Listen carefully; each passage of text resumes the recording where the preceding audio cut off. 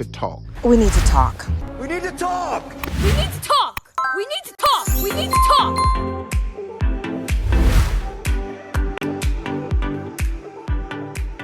Hello, hello, hello. Welcome to another episode of We Need to Talk with your hostess, Pariah Sinclair. On this podcast, I talk with a variety of queer icons, notable queer people that are doing amazing things in their own communities. On this special episode, we have an amazing guest. He is doing great things within the queer community in Baltimore, and we will learn all about that. Please put your hands together for the one and only Mr. Philip Westry. I love that. I love that. So I'm an icon now. You're an I like icon. I'm gonna accept that. I mean, the word is used so loosely now that everyone's an icon. You're an icon. Everyone's an icon. Mom, my house down boots. I feel like I'm more of like an Aldi level icon. Exactly. But you know, we need Aldi. But yeah, but there are levels to it. There are levels to icons. But no, but you are seriously doing amazing things in the community, which we will talk about. But what I want to know, first and foremost, in this moment, how are you doing? How are you in this present moment? I'm doing really, really well. Like I'm like at the right place in my career. I am loving like my neighborhood. It's springtime now. My husband still looks cute. Like thank God for all of it. That's amazing. So how long have you and your husband been together? Oh my gosh. So we've been married now for 7 years. We hit 7 years about a week and a half ago. Well, congratulations.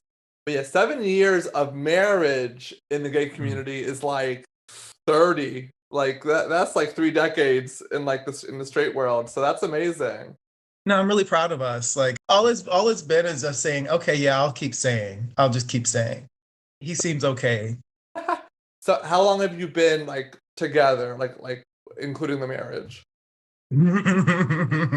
We actually got married after about 7 months. Oh shit.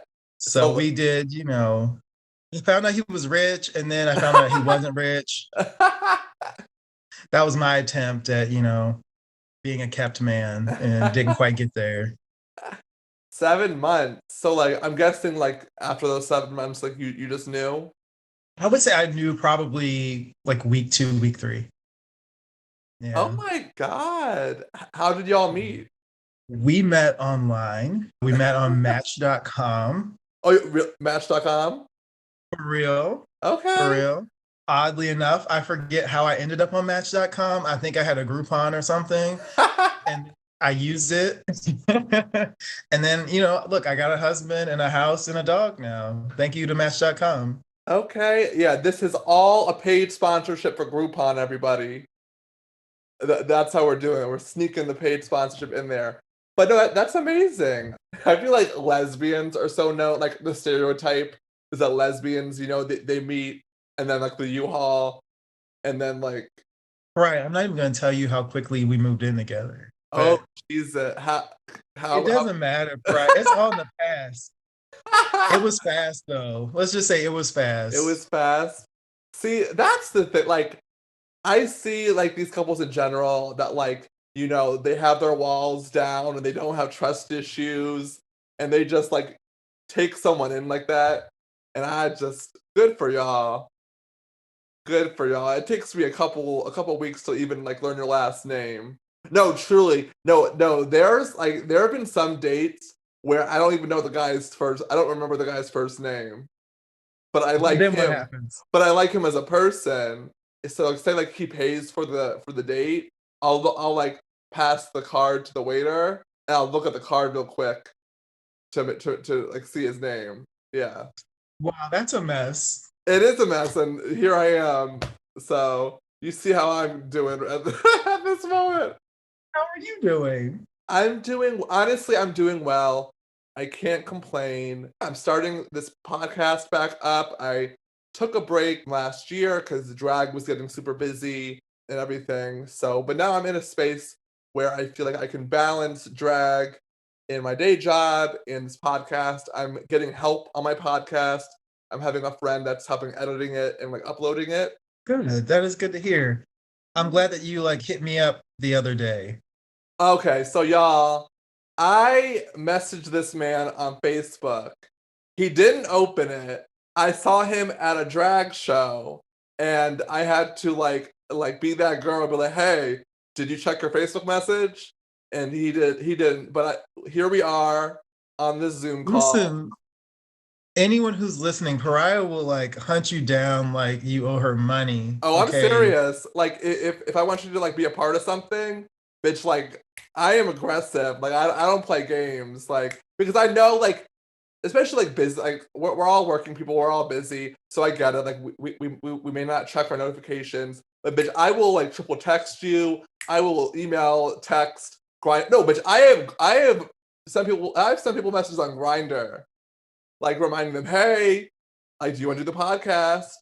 But You're like, you want to do the podcast and send me pics. I want both of these right now. Exactly. See, when I put the networking thing on my Grinder profile, I'm not joking. Every No moment, comment. every moment is a networking moment. Everybody, if you don't learn anything else from this podcast, every moment is a networking moment. So the drag show we were at was a competition.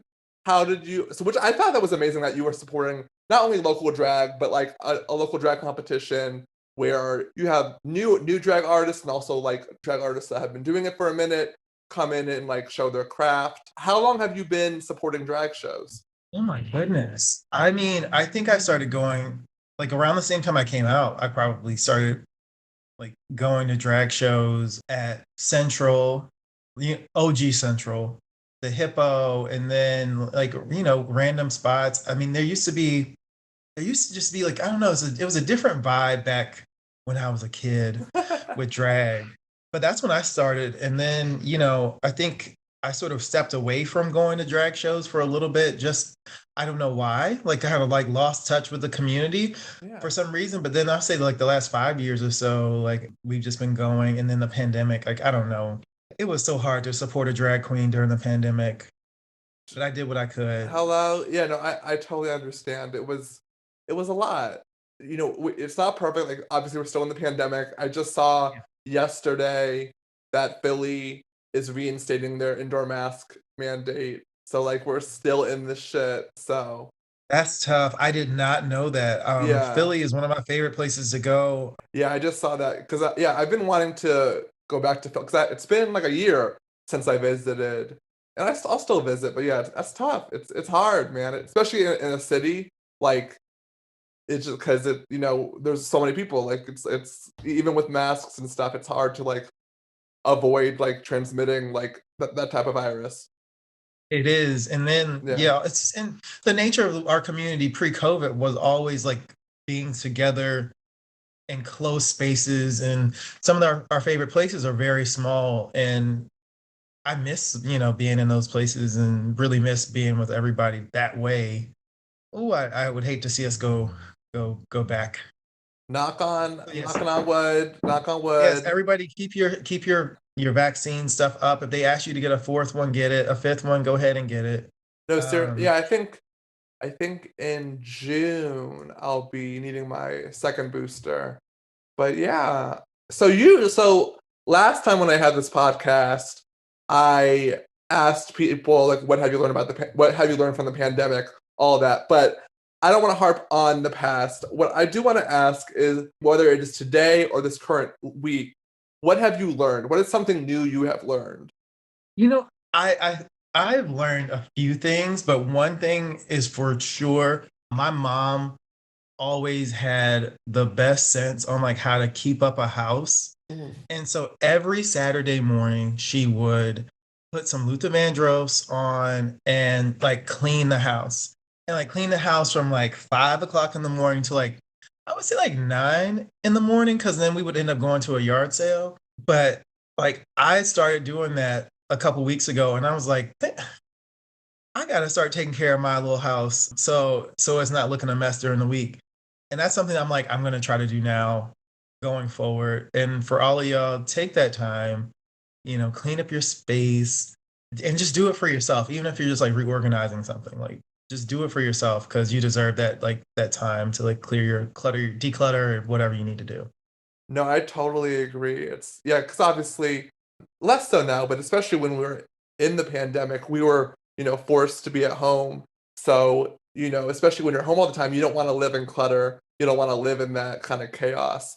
So yeah, I think it's really good to like, like constantly, refreshing your home, cleaning your home, organizing everything, decluttering, getting rid of shit. You don't want to be a hoarder.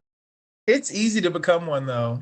It really is, especially like the fucking the way realtors and property management companies are trying to like sell these fucking tiny ass places for thousands of dollars rent. So it's like when you're living in a tiny ass space, but you have a lot of shit, it can Yeah. accumulate. But fortunately, I am moving in a month. I'm moving to a two Ooh. bedroom, so Pariah is going to get her own bedroom, which I'm very excited about. Ooh. Yes. She deserves her own bedroom. She does deserve her own bedroom. She shares half a closet right now, so she deserves a whole bedroom.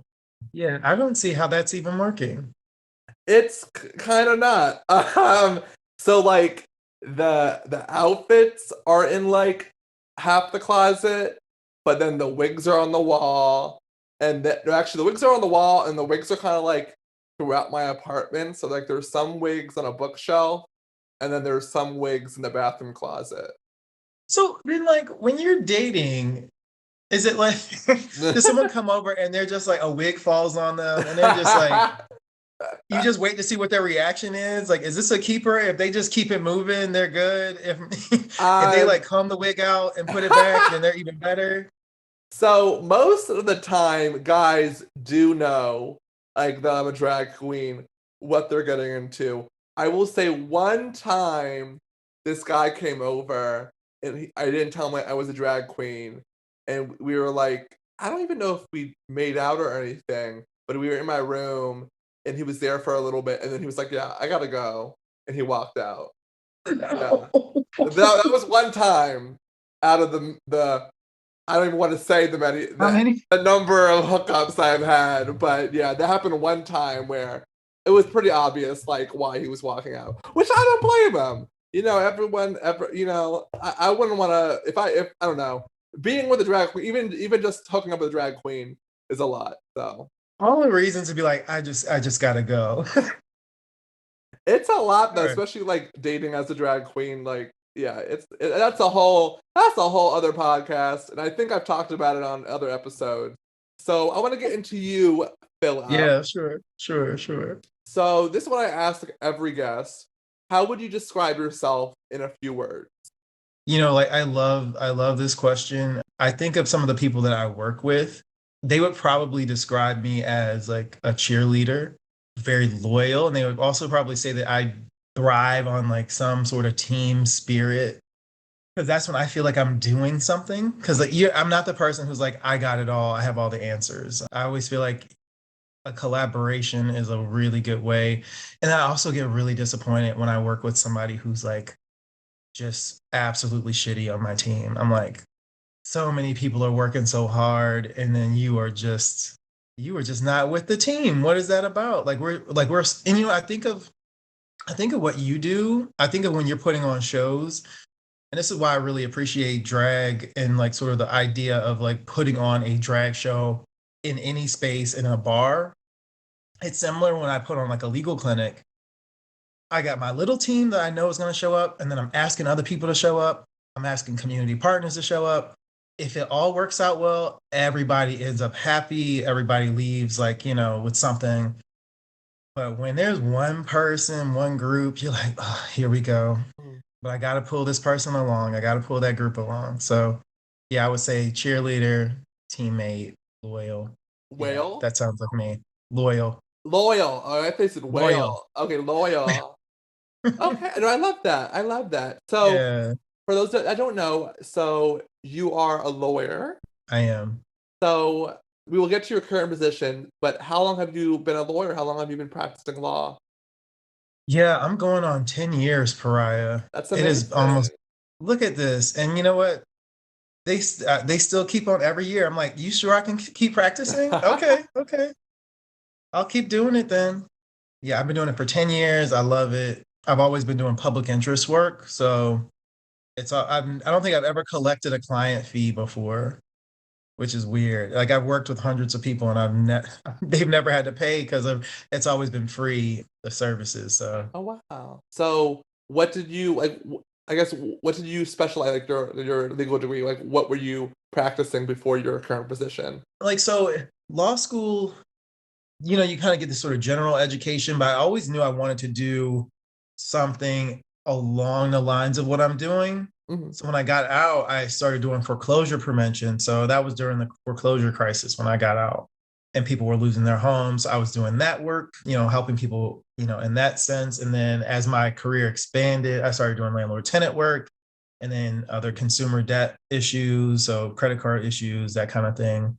And then, recently I've gotten more into civil rights work, which is very exciting. Yeah. So that leads us to what you're doing now. So tell everyone like what organization you work for and what your position is. Yeah, so I am the legal director at an organization called Free State Justice. We are a legal services and advocacy organization that represents mostly low income LGBTQ people across the state.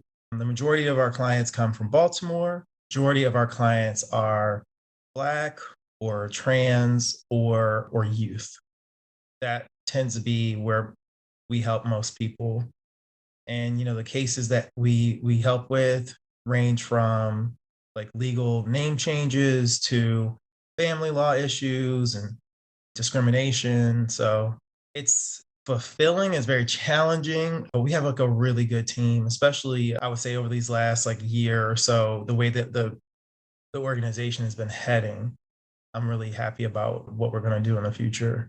That's amazing, and I'm so glad that there is an organization that is advocating for queer people, especially low income queer people. Yeah, because it's tough because there's no one else advocating for us, when it comes to the state or like justice system. So it's good that there's an organization of people that are doing it out of like their heart, and Right, we're the only legal services organization in the whole state that's just for LGBTQ people. wow, Like it's just us. There are a couple of private firms that specialize in LGBTQ like legal issues. They're private and they cost money. We're yeah, the only one that you can come to for free. So it's a lot of responsibility. I'm like the legal director there. yeah.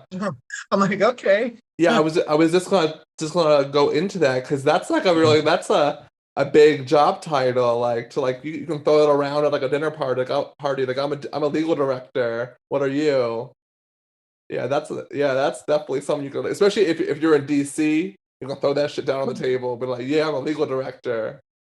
And I mean, maybe every once in a while, if I need to, if somebody's getting a little too big for their britches, I'm like, okay, sit down. Yeah. All right, there are other people doing things. We have a really good team. Like I got like I really like my like the team of people there. We're small, but we're mighty. And how long have you been with this organization? I'm their new legal director. I started in December. Oh, that's Um, amazing. Wow. I guess let me give a quick plug about the services Yeah, I and was how you can just access them. You can go to freestatejustice.org and click on legal services and fill out our short application and you will get called back the next day. Unless you filled it out on Friday, then you'll get called on Monday. And we have live intake hours Monday through Thursday, 9 a.m. to 12. So if you call us during those hours, someone will answer the phone and you can probably talk to one of the attorneys. That's amazing. That's amazing. So if anyone that is listening that needs these services, that needs to be advocated for, please go to the website. Or, if you find Philip Westry on Grinder, he Ah, is at couple looking 69. No, just kidding. But seriously, if ah. you are in need of these services, please go to freestatejustice.org. freestatejustice.org. Yeah, Pariah, don't so be putting out our grinder stuff, okay? That is uh, not for the general public, all right? yeah, it's just for all the faceless profiles that say anon for now. Torsos only, please. Torsos only. Amen. So going from that, speaking of torsos only, so you ran for city council, did it in the middle of a pandemic, which is like also amazing. I did. I ran for city council, and the primary election was in 2020. It was pushed back to June of 2020 because of the pandemic. I did that. I'm glad I did it. I'm really happy with like the way that we ran. It was like thoughtful and smart and honest, and we almost knocked out an incumbent. It's one of those things where I look back on, of course, it didn't feel good when I lost. Yeah. And I still remember how many votes I lost by, but it feels good that I was able to do it and leave like I didn't embarrass myself. There were no scandals, which in Baltimore city politics could definitely happen. Oh my And it God. right, like look, and the if I had won, I would have been the first openly LGBTQ person at City Hall, which I didn't even realize. I didn't realize we had never had anyone at the local level. At least, well, no one out at the local level. Yeah. So what did you learn from like running for public office? I mean, listen, there are a few things because it's one of those things where I could be funny about it. I learned that politics can be very petty. I was able to like pull together a lot of different types of people from different parts of my district. Like the district that I was trying to run to win is majority Black, but it's very divided. Like it's like if you lived on one side of the district, you're talking about how often your recycling is getting picked up. But if you live on the other side of the district, you're talking about like violent crime and being concerned about walking home safely. And so trying to craft a message and then policy that would speak to both of those different groups and speak to them honestly, that was tough. And then really looking at the people who are hardest hit and trying to talk to them and try to convince them, that was something else that I learned. And I loved it. It was actually kind of just an extension of the work that I was doing as an attorney. So it was easy to knock on doors. It was easy to get people to kind of get an idea of who I was and like the stuff I cared about. I talked a lot about housing and education. And so that part in a way it was almost, I don't want to say it was easy, but it was a very natural fit. I learned that I'm a people person and I really enjoyed parts of it. It was just the other politics of it that wasn't fun. Would you ever run again? So my husband may hear this. So I'm gonna say I am thinking about it. I would have to consult with my family. Yeah. I would seriously consider it, but it all depends. Like this job there's so much responsibility. And so yeah, I would think about it. It really depends on like where we are in a year or so. Because really have to make a decision I'd have to make a decision pretty soon. But no, that's still, I think every position comes with a lot of like challenges and responsibilities, but like city council, that's a big responsibility because you are the face. Like you are the most direct face like to the people, Yep. And people know you, they know where you live, they know what grocery store you shop at. Exactly. Like where you gonna drink? Yeah. Yeah, where you walk, which way you walk to and from work. Because like the way that these districts are drawn, they are tiny. And so there were people that I was meeting, and they were like, "Oh, you're Philip and you're running for this." And I was like, "How do you even know that?" And it's just like, "Oh, I talked to my neighbor." And I'm like, "Oh, wow. It's small. It's small." What about you, Pariah? What's up? When are you running? Like, let's plan your campaign. I think my mouth will get me in so much trouble. So I'm good. Because I already have to watch what I say when it comes to drag. So like watching what I have to say, like no, I'll leave that to someone else. It is a crazy thing to do. I'll say that. It is Yeah. something, if I never do it again, it'll be one of those things where I was like, wow, I did that. And that was wild. And then the pandemic happened. I was like, did I bring the pandemic? Like, there was no pandemic when I started. And then all of a sudden, Yeah, like pandemic yeah, pops because up. exactly because it's like all of the issues that you're trying to face or trying to figure out before the pandemic, you kind of got to put those to the side. Like, oh no, now we have to like figure out how to like address all the COVID issues. So I remember the day where we realized we couldn't door knock anymore. Like that was wild. I had just hired. I already had one person full time. I just hired somebody else full time, and we were hiring part time people. And it was like, oh yeah, there's no more door knocking. I was like, what? What am I gonna do with all these people? Anyway, my political ambitions. We'll see. We'll see how it goes. I mean, I think you would make an amazing city council person, whatever type of position you would run for. I think you're obviously intelligent, you're well spoken, and you're queer, and we need more fucking queer people. If I can say running as openly queer is interesting, it was less challenging than I thought it was going to be.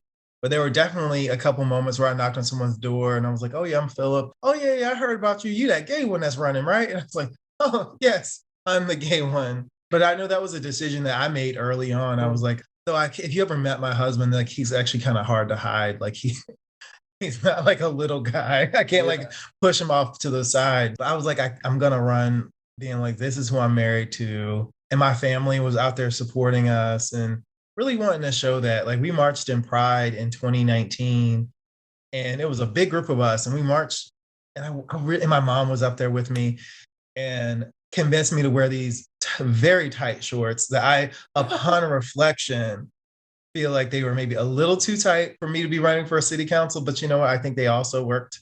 But mom approved it. Mom approved it, I'll say. But it was kind of cool to have my friends and my family there and being like, let's do it. That's a feeling that, you're like, oh, do I want to do that again? That's amazing. That's amazing. Did you get like I don't know. I feel like as queer people, like when you like meet someone that's not queer, especially like when you're like, I don't know, having conversation or networking, whatever. Did you get a lot of like, oh, I support you, man. Oh, I don't judge. I'm a lot of that type of those comments. I did. I had some people like trying to do the calculation in their minds about how they could like.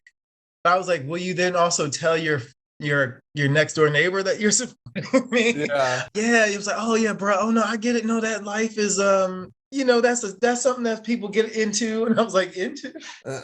Yeah, I don't know. I feel like when I meet a lot, like not a lot, but when I meet some straight people, like at like I don't know, it just like I don't know, they're like, oh yeah, I don't judge, I support everybody. Like it's like they're trying to like prove their openness and their acceptance. Like They're off the trying bat. real hard.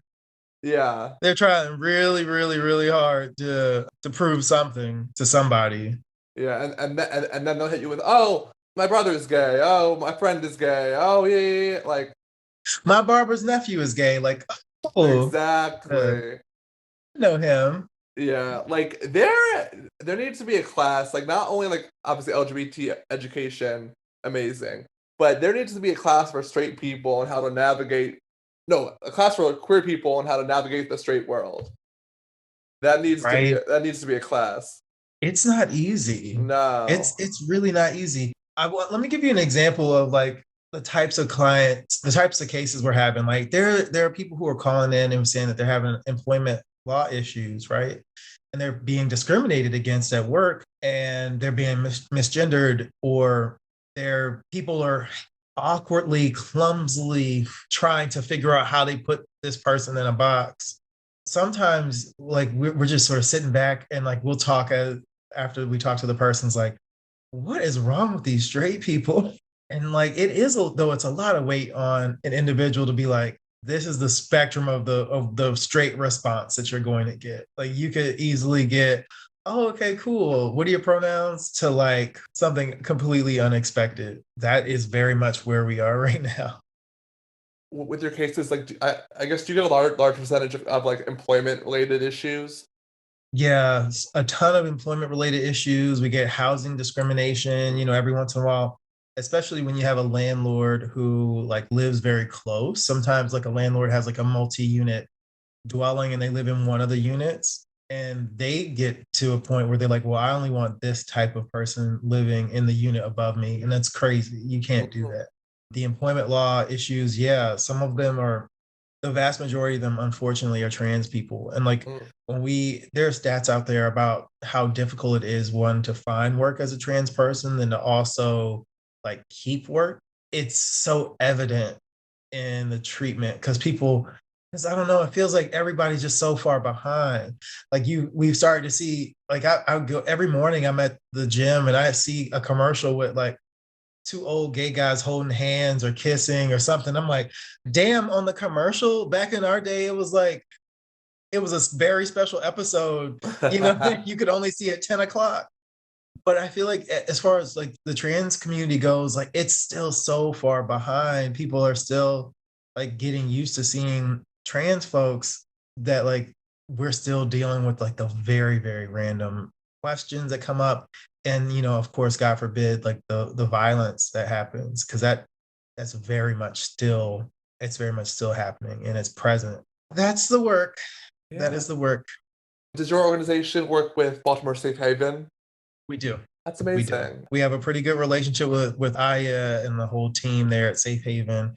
I'm looking forward to doing some more activities with Aya and everybody coming up.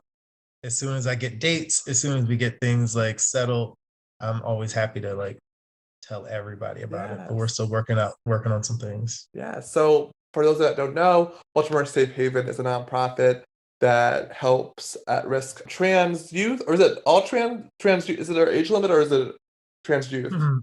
They help, as far as I've seen, like their target is trans youth Yeah. and trans folks who are in crisis. But it seems like they help everybody, it looks like. That's amazing. Yeah, so yeah, and I know they help them with like finding housing and finding jobs. Aya Damons, who I reached out to come on the podcast, but I don't see her out to bother her. But I would love to have her on the podcast. Yeah, because I know she is super duper involved. She is the director, like that she runs Baltimore Safe Haven. She would be amazing to talk to. One day it would happen, but just the work that she does is amazing. Yeah, the good luck. You might have to just run up on Safe Haven with I know. a recorder and just be like, I know. And yeah, because the fact that I got like Jabari Lyles on my first season was like he was the one I had to message on Grinder. ah! Literally. Why are you putting Jabari's grinder out there? No, we talked about it in the episode. If you want to go back into the episodes to find Jabari's episode. But yeah, no, I mean I get it. All of y'all do amazing work, selfless work. So it's hard to like track y'all down. No, Jabari is, I think that was a get, because yeah, Jabari is really hard to nail down and is a really big advocate in the city. I think one of the things I'm trying to do now that I've been kind of pushed towards this like LGBTQ leadership role is to get all of these different people who are doing amazing things in the room with each other more often, and really letting some of the old, like whatever beefs about whatever happened to whenever and whoever kind of move on. Because sometimes we're fighting beefs from like 10 years ago that didn't even involve us. So I'm like, that's where I am. So when it comes to our services, I'm always like, hey, everybody's welcome. If you want to put your name on it, you can put your name on it. You can say that you helped out. But we got to focus on, the people who really need the help. And I think Jabari's about that conversation, and so is Aya. So we're gonna fix some things. Yes, I love Yeah. that. I think like, when it comes to like the social justice, that type of atmosphere, I don't know what the issues are, but it's amazing in general, like how petty some of the stuff as queer people, how petty some of the issues or the beefs or the arguments can be that prevents collaboration. What about you? I've worked with several people I don't like, Yeah, and they wouldn't know. I'm like, I got a job yeah. to do. I got something to do. We're gonna move past this. Actually, I'm pretty sure you worked with some people you don't like. Oh, all the I don't have the time. facts. I I don't have w- the facts, but I was just gonna say that like if me as a drag queen, if I could pick to work with people I only liked, I would work with three people. I swear to God, I would work with three people every gig. I'm kind of exaggerating, but that's the thing. It's like, especially with drag, and even in your work, you don't yeah, choose who you work with, so yeah. you just gotta work with them. No, listen, so much of the stuff that we do is geographic based. So, like, for example, I'm doing what is it called? A clinic in Easton, Maryland, for their Pride. And there's a group out there called Mature Pro Bono. They're great. and they just so happen to be great, and I happen to enjoy like working with their director. But if I didn't, I would still be doing that clinic out there, and me and that director, we would figure it out. I'll say, I'm gonna be down the street. You coming? I'm gonna be in your hood giving legal advice. What are you gonna do?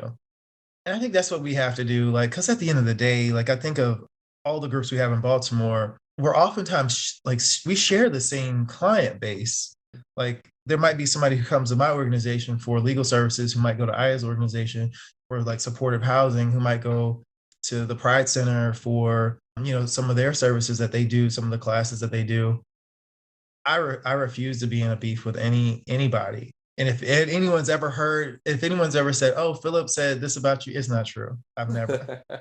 Only if he has a couple like vodka tonics in him, and then if it's 10 o'clock at Central. Hey, unless you're like, okay, Philip, I've texted you, I've emailed you. Will you come on my podcast? I'm like, I said, I'm coming on your damn podcast. Shit, it's hard. Like, yeah, but no, yeah. But again, I am grateful that you made the time to come on my podcast. So we are on the last section. We're the last part. So I've like changed like the last part of this podcast a couple times, and I want to try to keep it positive. So this Yeah. is called Rave About It. So what is something you can't stop talking about, you can't stop raving about, something that like you've seen, you heard, that you want to share with other people? Okay, so we have been absolutely obsessed with Abbott Elementary. It is this little TV show. It airs on ABC and then they show it on Hulu. I am obsessed with what's her name? Quinta Burson? Quinta Brunson. Brunson. Quinta Brunson. And it is just the sweetest little show. And I don't know, it's just perfect. And that's all I've been telling people about. You have to watch it. It's about a group of teachers who work in an inner city Philadelphia elementary middle school, and them just like trying to do their jobs day to day. And it just reminds me of like when I used to work in high schools. It reminds me of the work I do now, where you just sometimes scraping it together and you're like, oh, okay, we did a little bit better than we thought we would. So that's what I'm absolutely raving about right now. Yeah, I watched that as well. I think it's so funny.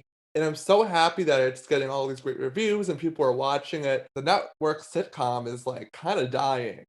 Like, Oh yeah. yeah, like in general, no one watches TV in real time anymore. That's not a No. thing. So the fact that, people are watching it in real time or they're watching it the day after, especially a 30-minute or 22-minute sitcom, like it's amazing. It's so funny. Like I knew Quinta from like BuzzFeed. When I was in like middle and high school, I would quote her video, "Oh, he got money." Like that. Oh my God. The girl Yeah. who's not used to a nice date. Yes. Large. Oh, he got money. Like I would quote that all the time. And the fact that she has Cheryl Lee Ralph on that Oh, show, who is like a queen. who was an actual icon. Like, Yeah. yeah. Okay. Okay. Yeah, so I'm Baltimore Cheryl Lee Ralph. Thank you very much. so if you know her contact information, I will bother her to get on this podcast. Yeah, for folks who don't know, right? Cheryl Lee Ralph was one of the original Dream Girls. Okay. Yeah, on Broadway. So yes, check that out. The original Dina Jones. And I'm not gonna get into any fights with Beyonce fans about Beyonce's version of Dina Jones. But let's just say Cheryl Lee did it better. I'm not afraid of that. Did you happen to see Dreamgirls when it came to center stage? I did. One of my one of my exes was actually in Dreamgirls. Who was he? Dana Nearing played the villain. Oh gosh. Who was the bad guy in Dreamgirls? The one who was Jamie Foxx's character? Yeah. Yeah. So my ex Dana played that character when it was here in Baltimore. I thought it was great. It was so good. It was perfect. And we went on a night where people were yelling and like as if we were in a movie theater, which is like, yo, we're watching people perform live. You're like throwing them off. And especially in that space where it's so intimate, like it's such like a theater in the round, like not directly theater in the round, but it's an intimate space. Yeah. I thought that's like, yeah, center stage is like one of my favorite places. But yeah, I thought that was, well, yeah, Center Stage has some great productions. I really wanted to go to, it was like The Folks at Home, I think it was called. Oh, I just saw that. Yeah, it just closed, I It was think. good. It was good. Yeah. It was good. You need to get the center stage go pass. Okay. You're still under 40, right? Yes, I am going to be in literally in a month and a day. I'm going to be 27 years old in a month and a I'm day. just messing with you, Brian. No, I I want knew to. you were under 40. I'm saying that because 27 scares me. So I'm the more I say it, the Oh more my real gosh. the more real it Don't let becomes. two things. One, get the go pass from center stage. Support It's your local theater. $60. Support your local theater. Go pass is $60 if you're under the age of 40. They start selling them in the summer. Okay. So, like, I'm gonna send like a blast to all my friends, like, hey, Yes. it's time to buy your Go Pass. $60 for 60 shows. Oh, that's Sorry, amazing. $60 for 6 shows. It's a really good deal. And then Pariah, 27. Don't be afraid of 27. I, You'll I'm be fine. I'm only afraid of it because have you heard of like the 27 Club? No. So the 27 Club is all these like famous like singers that have died when they were 27. Did Amy Winehouse die at 27? Amy Winehouse, Kurt Cobain, Janis Joplin, Jimi Hendrix. Wait a second. So again, you're putting yourself in that icon. Yes, the fuck I know, but I'm just saying, like, I equate the 27 with like a bad, like it's a scary age because it's like you're real, like now you're in your like upper 20s, like because like 25, 26, like oh you're in your mid 20s, 27, people will be like, oh yeah he's in his upper 20s now. Oh my goodness, that's so true. Yeah. Well, you know what? If this is one of your last podcasts, like it's been real. It Like, has thank been you. real. We've talked about everything. We've talked about Grinder. We've talked about helping LGBT youth. We've talked about center stage. We've talked about death. We've talked about everything. We managed to do it all. Hello, and that's all that matters is that we can have a fully rounded conversation. And then you'll turn 27. And then I'll turn 27, and yeah, but I will have this podcast to show for it. So that's all that matters. So over it. I'm so Yes, over you. I think that is a great wrap up to our conversation. Thank you, Philip, for being here. Where can people find you? Yes. Okay. You can find out more about my organization, Free State Justice, at freestatejustice.org. We have a clinic coming up on April 26th, and it's going to be hosted at WERRRK from 3 Yay. till 6:30. And there'll be some more things on the website about that. You can also always go to philipwestry.com. That website is apparently still owned by me. You can also find me on Facebook at Philip Westry and on Instagram at Philip Westry, Twitter at Philip Westry. That's amazing. So thank you again. If you want to find me, I am Pariah Sinclair on everything. Instagram, Twitter, Facebook, Venmo, Cash App. You can go to pariahsinclair.com. I'm going to be updating my website. That'll be happening soon. But keep up with the gigs. Go to my Instagram. I have like a little story highlight for all my gigs. I hope you have a lovely day, Philip. Thank you again. Hope everyone that is listening has a great day, great night. Goodbye.